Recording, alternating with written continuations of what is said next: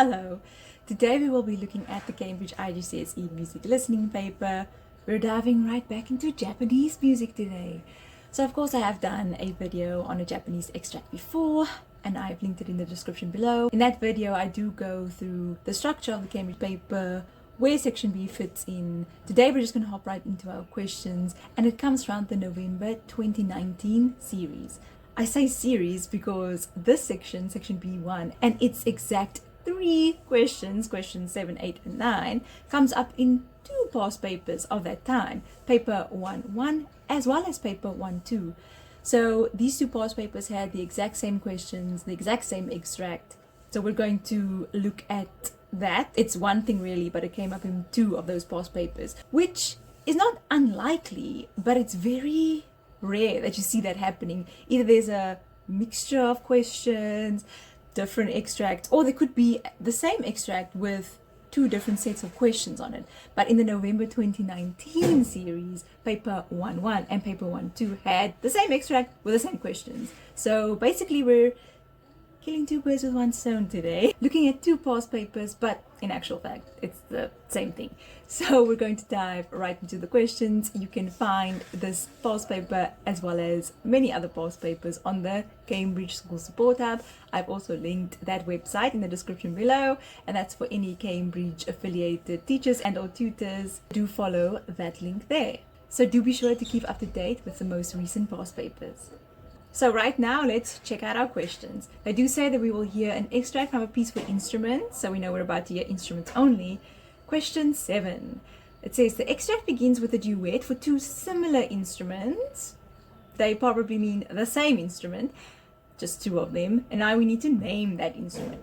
Okay, next question. How is the second half of the extract different from the first? So we know we're about to hear 2 halves, something and then something else, okay?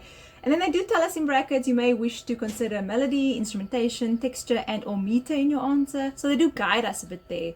And if you look at the bottom of that question in brackets, they do show us that this question is worth 4 marks. So we do need to give 4 facts there. And they do tell us melody, instrumentation, texture and or meter. So maybe we can say one thing about each of those. They really do guide us here, which is great. And the very last question, where does this music come from? Or from where does this music come? And of course today we're looking at a Japanese extract, so we will go ahead and put that down. We don't have to give any reasons for our answer there, but of course certain reasons will come to the fore in the extract, certain clues will come up there. It will make itself obvious why it is Japanese music, and we will discuss a little bit of that there. Of course, when they do speak about that instrument in question 7, it would obviously be a Japanese instrument, so let's go ahead and listen to our extract. Now listen to music B1 and answer the questions.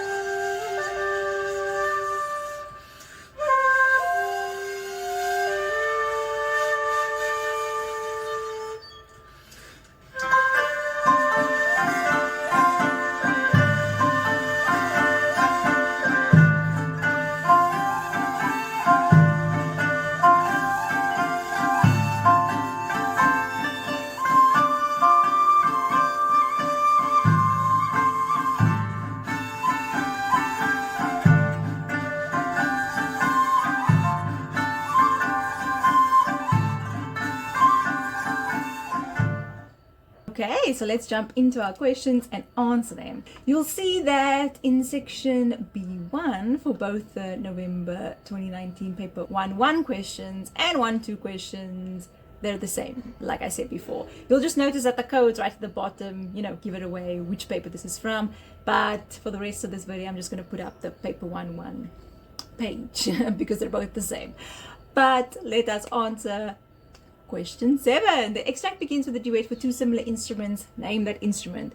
So of course it begins with 2 wind instruments there, and that is a nice long instrument, a long wind instrument of Japanese tradition. That is the shakuhachi, flute or shakuhachi. You can put that down there. And by the way, it's very similar size-wise to the tenor recorder, for instance, and there's lots of beautiful music for tenor recorder that comes from Japanese tradition. And then you actually use a very interesting technique. You don't blow directly into the recorder, but you blow over the mouthpiece, sort of like playing a flute or playing the shakuhachi, because that's how you do it.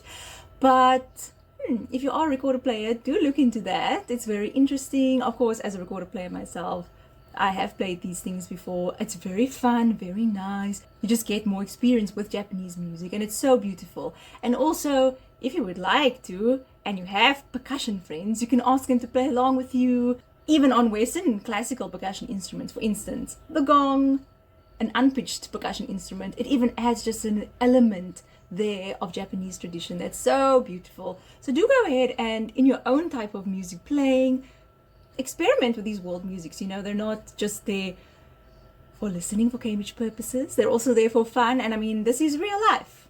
These things exist, and it's good to really get a grip on all these things and actually make it personal to you. And I think the more that you play around with that, the more you really engross yourself in different cultures. You expose yourself to these things in a very real way, and it is very enjoyable. You might even find that, hey, you like this music more than something else, and that is quite something on your musical growth journey. So, little side note there. Okay, we'll jump to question 9. From where does this music come? And of course, Japanese music. It makes itself known with the shakuhachi and so on and so forth. We have a first half that's very much wind-based. Thereafter, changes a little bit in the second half. And that brings us to question 8. How is the second half of the extract different from the first? Okay, so what we're going to do is we're going to listen once more. Let us closely focus on melody, instrumentation, texture, as well as meter or, time signature and whatnot. Let's also think in our minds while we're listening, what is typical of Japanese music regarding texture, regarding meter, because as we listen, we might glean things, but even before we get to our fourth and final playing, we might be able to think about something academically, what we know about Japanese music. Think, is this the case in this extract? Most likely it will be, because you don't study things for nothing, and we don't give you information that won't be relevant in life. So think about that academically, and then think about it as you listen, as you go along. Music B1, second playing.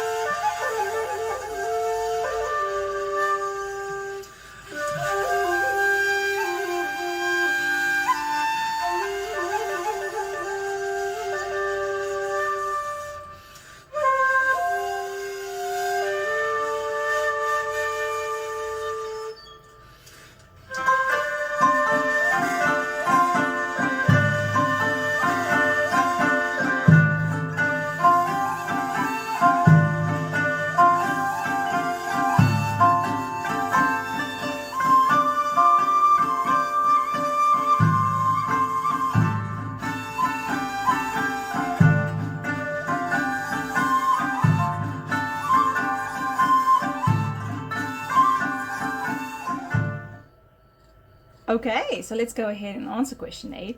In the second half, we have sort of a more structured meter, and this usually happens. We have free meter, usually in the first half of Japanese music. Then we have a more set meter, right? And definitely looking at the melody in this section, you can hear it's very much composed. They're playing a set thing. It's rather composed than improvised. Instrumentation wise, definitely there are more instruments joining in. You can hear the kotos, you can even hear a drum join in. You don't have to specify which specific drum it is, because there are drums, membranophones in so many different cultures, even Western art music, so many different ones. And if you're not a percussionist, you're not going to be able to identify the very specific one. Whenever I think Japanese music regarding drums, I think taiko drums, but it might not necessarily be the case. So a drum You don't have to specify which one. I'm pretty sure if you do write down a name that is a real Japanese drum, Cambridge will consider giving you the mark there. But of course, here, you can be nice and general. Just say a drum joins in. The melody is then doubled in unison, as in the single melodic line is played by more than one instrument. It still remains a single melodic line. And like I said, it's more set in terms of time now. There are 4 beats in a bar. It's very metrical in structure. It has a set meter. The shakuhachi here plays higher, doesn't have as much ornamentation as in the first half of the extract, and then also there's less vibrato, less, I would say, intensity there in the playing. And then also we mentioned that the kotos come in. The koto plays a repetitive accompaniment here, and like we noted before, we only need 4 facts here, so any of those 4 will get you your marks there. And if you do have anything else to say regarding melody, instrumentation, texture, and meter, you can go ahead and put that down, and Cambridge will definitely consider and give you your marks there. So I hope that does help you regarding Japanese listening for your preparation for the IGCSE music listening paper.